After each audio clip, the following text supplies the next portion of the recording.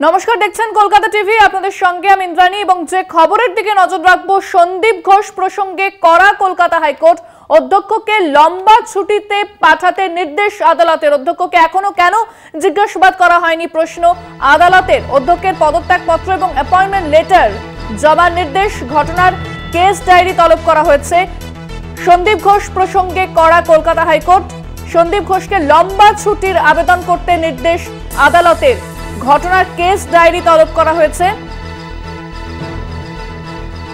ফোনে রয়েছেন প্রতিনিধি পীযূষ কান্তি নাগ। পীযূষ, ঠিক কি বলেছে আদালত সন্দীপ ঘোষ প্রসঙ্গে?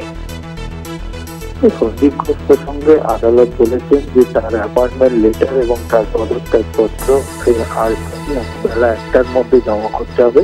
তার কারণ কিছুক্ষণের মধ্যে কিন্তু এই মামলার শুনানি শুরু হবে এবং তাই সন্দীপ ঘোষ প্রসঙ্গে আদালতের বক্তব্য যে রাজ্যের কাছে জানতে চান যেহেতু তিনি প্রতিষ্ঠানের প্রধান, তাকে কোনো সাক্ষ্য নেওয়া হয়েছে কিনা বা তাকে কোনো জিজ্ঞাসাবাদ করা হয়েছে কিনা। তখন রাজ্যের পক্ষ থেকে জানানো হয় যে এখনো পর্যন্ত তাকে জিজ্ঞাসাবাদ করা হয়নি।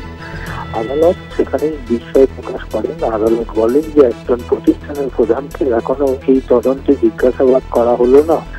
এরপরেই আদালতের নজরে আসে যে এই প্রিন্সিপাল পদত্যাগ করেছেন। এরপরেই আদালত সিদ্ধান্ত নেন এবং আদালত পরামর্শ দেন তার আইনজীবীকে যে আজ বেলা 3টের মধ্যে তিনি একটি লম্বা পদত্যাগ ছুটির অ্যাপ্লিকেশন করে জমা দিক এবং তিনি দীর্ঘ ছুটিতে চলে যান। যদি তিনি না করেন তাহলে আদালত পরবর্তীকালে তার পরবর্তী পদক্ষেপ গ্রহণ করবে। এছাড়া প্রথম থেকে কিন্তু আমরা শুনানি থেকেই কিন্তু এই প্রিন্সিপালের ওপর নজর ছিল প্রধান বিচারপতি ডিভিশন বেঞ্চে। তিনি বারবার এই প্রিন্সিপালের ভূমিকা নিয়ে প্রশ্ন তুলেছেন।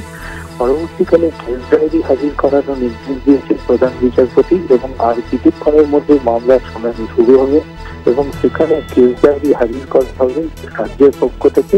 কেস ডায়েরি এবং প্রিন্সিপালের পদত্যাগপত্র এবং অ্যাপয়েন্টমেন্ট ঘটিয়ে সিদ্ধান্ত গ্রহণ করবে।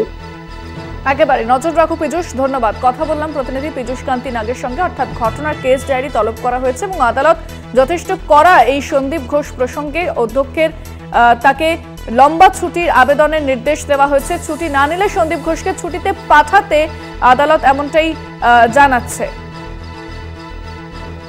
এ বিষয়ে কি বলেছেন আইনজীবী কৌস্তব বাগচি, শোনাব আপনাদের।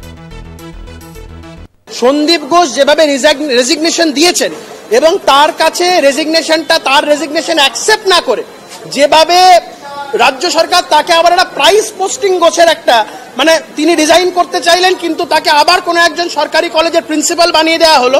এই জায়গা থেকেও কোর্ট বিস্ময় প্রকাশ করেছেন এবং কোর্ট বলেছেন এটা চলতে পারে না।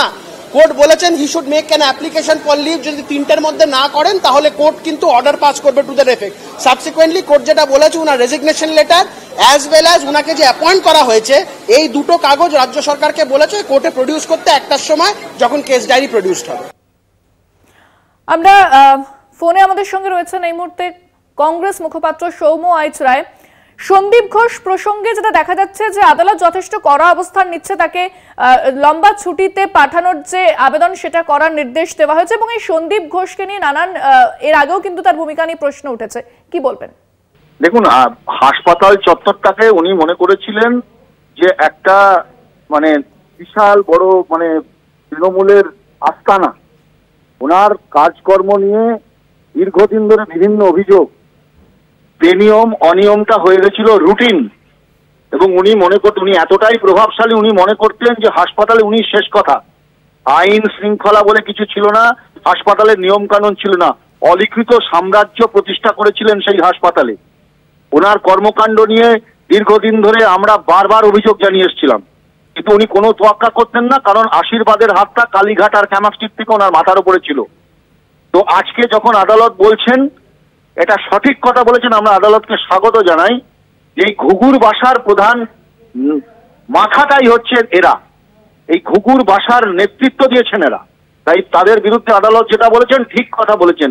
কিভাবে একটা লোক এক দিনের মধ্যে আবার নতুন জায়গায় বহাল হয়ে যায়, যিনি বিতর্কিত, যার বিরুদ্ধে সন্দেহের তীর বিভিন্ন ব্যাপারে অন্যান্য অনিয়মের ব্যাপারে তার বিরুদ্ধে আছে, তাহলে তাকেও তো স্ক্যানারের তলায় রাখা উচিত ছিল, তদন্তের মধ্যে রাখা উচিত ছিল যে কেন তিনি প্রভাব খাটিয়েছিলেন, কাদের আড়াল করতে চেয়েছিলেন।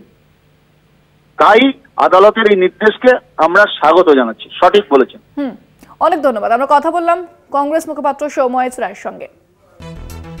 সন্দীপ ঘোষ প্রসঙ্গে যথেষ্ট কড়া অবস্থান কলকাতা হাইকোর্টের, এবং সন্দীপ ঘোষ প্রসঙ্গে যেটা আদালত বলছে যে তাকে এখনো পর্যন্ত কেন জিজ্ঞাসাবাদ করা হলো না। সন্দীপ ঘোষকে লম্বা ছুটির আবেদন করতে নির্দেশ দেওয়া হয়েছে আদালতের পক্ষ থেকে। অধ্যক্ষের আইনজীবীকে এমনটাই নির্দেশ দিয়েছে আদালত। ছুটি না নিলে সন্দীপ ঘোষকে ছুটিতে পাঠাতে হবে, এমনটাই ছুটিতে পাঠাবে আদালত। সন্দীপ ঘোষ প্রসঙ্গে কড়া কলকাতা হাইকোর্ট। সন্দীপ ঘোষকে লম্বা ছুটিতে যেতে বলুন, এমনটাই কিন্তু বিচারপতি বলেছেন, এবং এই প্রসঙ্গে যথেষ্ট ভর্ৎসনা করেছেন তিনি। অধ্যক্ষের আইনজীবীকে নির্দেশ আদালতের। সন্দীপ ঘোষ তিনি গতকাল যেখানে পদত্যাগ করেন এবং তারপরে আমাদের সঙ্গে এই মুহূর্তে ফোনে রয়েছেন তৃণমূল মুখপাত্র শান্তনু সেন। শান্তনুবাবু, এই যে সন্দীপ ঘোষ প্রসঙ্গে আদালত যথেষ্ট কড়া অবস্থান নিচ্ছে, তাকে ছুটিতে পাঠানোর নির্দেশ দেওয়া হচ্ছে, এবং আদালত প্রশ্ন করছে যে এই ব্যক্তি তাকে এতদিন ধরে কেন জিজ্ঞাসাবাদ করা হলো না, কি বলবেন? দেখুন, আদালতের রায় নিয়ে কিছু মন্তব্য করব না, তবে এটা নিশ্চিত করে বলবো যে দুর্ভাগ্যজনক ঘটনা ঘটেছে আরজি করে। তার জন্য স্বয়ং মুখ্যমন্ত্রী প্রথম দিন থেকে সামনে এসে দৃপ্ত পদক্ষেপ নিয়ে ফাস্ট ট্র্যাক কোর্টে বিচার করে দোষীদের প্রয়োজনে ফাঁসির সাজা দিয়ে সব ধরনের কথা বলে একজনও ক্রিমিনাল যাতে পার না পায় সেটা নিশ্চিত করে পরিবারের সাথে দেখা করে সমস্ত রকমের ব্যবস্থা করা হয়েছে। এবং আমরা প্রত্যেকেই চাই দোষীরা চিহ্নিত হোক, তারা দৃষ্টান্তমূলক শাস্তি পাক। মুখ্যমন্ত্রী মমতা বন্দ্যোপাধ্যায় নিজে বলেছেন যে আন্দোলন আমিও সমর্থন করি, কিন্তু পাশাপাশি একটা আবেদন আমরা সবাই মিলে আন্দোলনরত ছাত্রছাত্রীদের করব, ডাক্তারদের করব, যে আমরা নৈতিকভাবে পেশেন্ট পরিষেবা দিতে দায়বদ্ধ। সেই জায়গায় দাঁড়িয়ে যাতে পেশেন্ট পরিষেবাটা ব্যাহত না হয় সেটা যেন আমরা খেয়াল রাখি। ধন্যবাদ। অধ্যক্ষের আইনজীবীকে নির্দেশ যে সন্দীপ ঘোষকে ছুটিতে যাওয়ার কথা জানাচ্ছে আদালত।